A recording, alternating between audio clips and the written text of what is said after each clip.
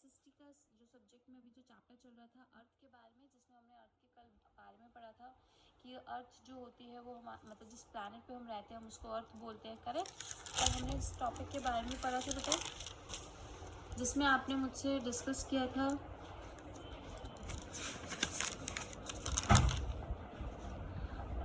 अर्थ के बारे में हमने पढ़ा था। हम सब धरती पर रहते हैं, ठीक है। एक ऐसा प्लैनेट जो हमारी लाइफ को सपोर्ट करता है, इसके बारे में हमने पढ़ा था। एक लेयर है हमारे जो एयर की, उसको हम लोग एटमॉस्फेयर बोलते हैं, जो हेल्प करती है हमारी ब्रीथ करने में, करेक्ट। ये टॉपिक हमने पढ़ा था। लास्ट हमने पढ़ा था कि जो सनलाइट है वो हमारे लिए कितनी हेल्पफुल होती है अर्थ पर सर्वाइव करने के लिए। अब इसी टॉपिक को मैं आगे कंटिन्यू कर रही हूँ आपके। नेक्स्ट टॉपिक है आपका shape of the earth, correct. Earth की शेप कैसी होती है?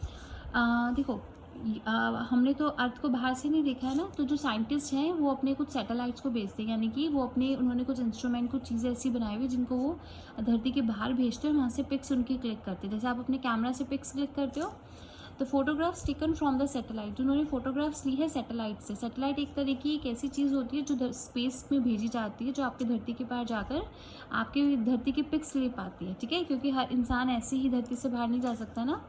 The photograph taken from the satellite shows that the earth is round in shape. जो फोटोग्राफ्स है वो ये बताती हैं कि जो आपकी अर्थ है वो शेप में कैसी है, राउंड है, but it is slightly flattened eight the top. लेकिन जो धरती का जो ऊपर का टॉप का पार्ट है वो कैसा है, फ्लैटेंड है, थोड़ा बिछा हुआ सा, फ्लैटेंड सा, स्लाइटली फ्लैटेंड, थोड़ा सा फ्लैटेंड है उसका जो ऊपर का एरिया।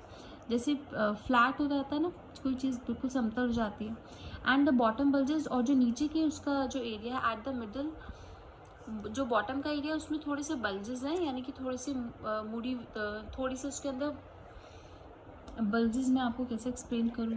बल्जेस आप ऐसे समझो कि ये पार्ट है आपका अर्थ का, ठीक है, और ये जो बॉटम है इसमें थोड़ा सा ऐसे ऐसे बल्जेस आए हुए हैं, ठीक है। Bulges at the bottom, bulges at the middle like an orange, और बीच में से वो कैसी सी है, ऑरेंज सी है धरती। द फ्लैट एंड, जो उसका फ्लैट एंड है at the top is called the north pole. जो उसका फ्लैट एंड है, पार्ट है टॉप में, जो उसका फ्लैट पार्ट है एंड का, उसको हम लोग क्या बोलते हैं, नॉर्थ पोल बोलते हैं। While the flat and at the bottom, और जो नीचे का एंड पार्ट है बॉटम का, ठीक है, उसको हम लोग क्या बोलते हैं, साउथ पोल बोलते हैं, ठीक है। ध्यान रहे, ऊपर वाले पार्ट को नॉर्थ पोल और नीचे वाले पार्ट को साउथ पोल बोलते हैं बेटा। मूवमेंट ऑफ अर्थ, अर्थ का मूवमेंट कैसे होता है, द अर्थ किस तरह से घूमती है। The earth has two types of movement, earth के दो तरह के मूवमेंट्स होते हैं, रोटेशन एंड रेवोल्यूशन। ध्यान रहे, आपने इन वर्ड के मीनिंग को ढंग से समझना है कि रोटेशन और रेवोल्यूशन में क्या फ़र्क है, ठीक है। सबसे पहले वो बताते हैं रोटेशन के बारे में। The earth spins like a top, earth जो है वो spins like a top around an imaginary line called the axis. जो अर्थ है आपकी, जो जब आपकी सूर्य की जो देखो, आपको मैं थोड़ा सा डायग्राम से एक्सप्लेन करती हूँ। ये आपकी एक्सिस है। आपने ग्लोब देखा है, ग्लोब के ऊपर आपकी अर्थ ऐसे बनी हुई होती है। आपने मैम के, प्रिंसिपल मैम के ऑफिस में देखा है ना, तो वो ऐसे घूमती है, ऐसे टर्न लेती है, करेक्ट। आप ग्लोब को ऐसे फिंगर से करोगे तो ऐसे स्पिन की तरह घूमेगा, है ना। इसी तरह से आपकी जो अर्थ है वो आपकी ये एक्सिस है, ये वो रास्ता है जिस पर वो घूमती है, ठीक है। अब वो इस पर ऐसे ऐसे घूमती है, घूम रही है, ठीक। The earth spins like a top around an imaginary line called the axis. ये लाइन अर्थ की इमेजिनरी है, ठीक है, इसको इमेजिनरी लाइन बोला गया है, जिसको हम लोग क्या बोलते हैं, एक्सिस बोलते हैं, ठीक है। दिस इज कॉल्ड, ये जो एक इमेजिनरी लाइन है जिसपे वो घूम रही है, यहाँ पे घूम रहा है वो सर्कल, ये समझ लो ना, जो मैंने आपको ग्लोब को बनाया ऐसे घूम रहा है, ये अभी ऐसे कब मैंने आपको नहीं बताया बेटा, ठीक है, ये वाला डिफरेंट है, वो पैटर्न है।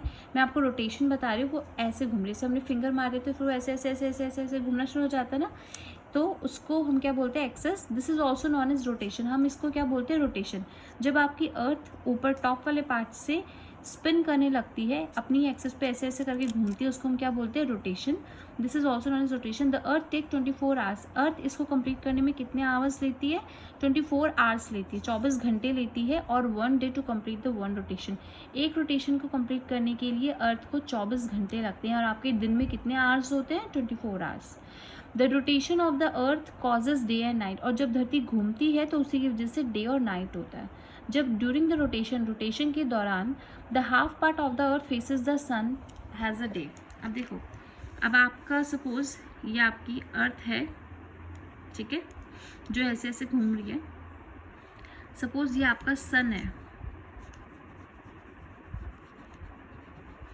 अब जब आपकी धरती ऐसे घूमनी शुरू होएगी तो जो पार्ट के ऊपर लाइट आएगी, ठीक है, उस पार्ट की तरफ तो क्या हो जाएगा, हैज़ अ डे।